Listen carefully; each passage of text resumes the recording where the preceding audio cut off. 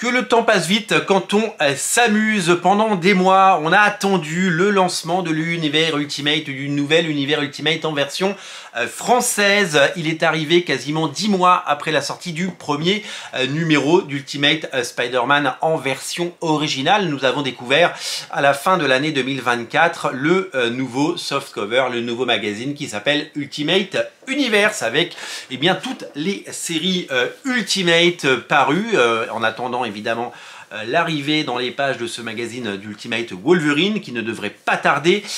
Nous avons été patients et nous avons été récompensés avec un bimestriel, c'est-à-dire un magazine qui sort une fois tous les 2 mois. On aurait pu se dire ça va prendre du retard, encore plus de retard, surtout si c'est un bimestriel, c'est-à-dire qu'on n'a finalement pas tant d'épisodes que ça à se mettre sous la dent. Mais c'était sans compter l'épaisseur et la richesse du contenu de ce fascicule qui fête déjà son 4e numéro. Et oui, on a l'impression que le numéro 1 est sorti il y a seulement quelques semaines, on a cligné des yeux et on est déjà au numéro 4.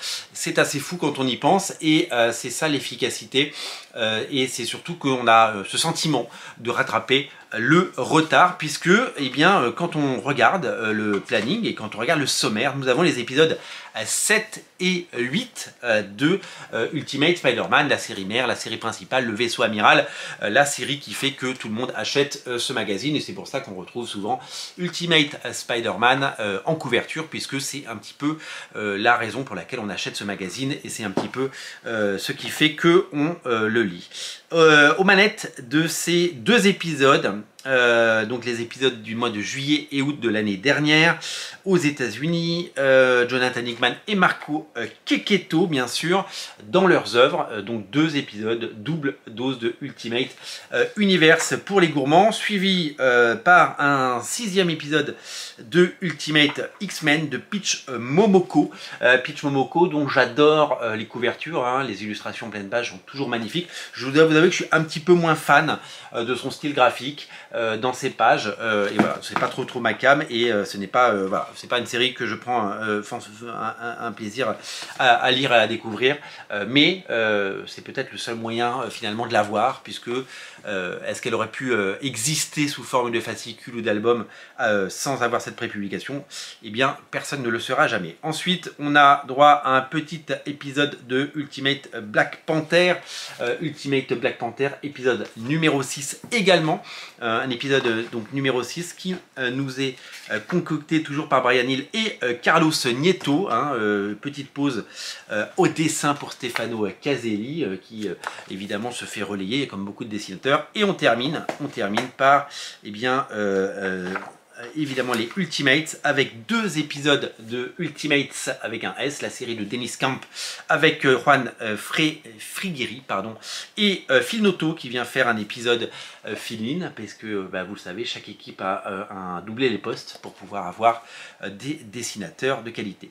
Et puis à la fin évidemment une ribambelle et une galerie de couvertures avec de très beaux visuels et avec évidemment tout autant de comics et de magnifiques couvertures pleine page qui nous régalent. Voilà. Donc Ultimate Universe c'est toujours un événement, c'est un succès, un lancement qui a été soutenu puisque vous le savez, dès le numéro 3 il y a eu un second blind pack, ce qui a permis évidemment de créer mécaniquement un soutien marketing qui fait que les ventes sont évidemment au rendez-vous.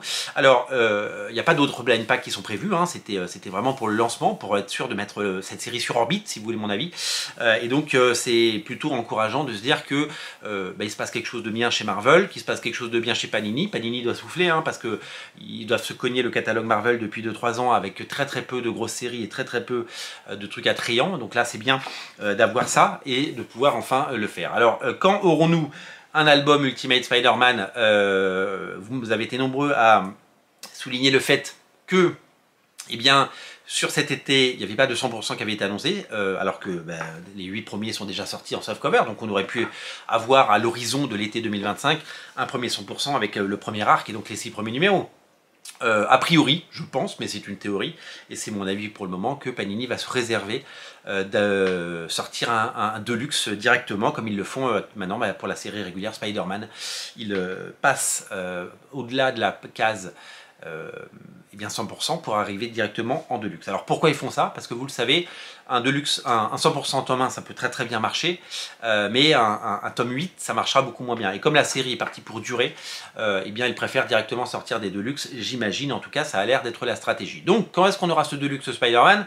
Il faut attendre d'avoir 12 numéros en version française, donc il va falloir attendre encore quelques mois. Donc au bout d'un an, en octobre-novembre 2025, nous aurons au moins 12 épisodes, donc on peut imaginer, si tout va bien, vraiment dans le meilleur des cas, un épisode, un premier Deluxe avant Noël, et sinon ce sera certainement pour la rentrée en janvier ou en février 2026. Voilà, vous savez tout pour ces suppositions. Le 4e Ultimate Universe est disponible partout.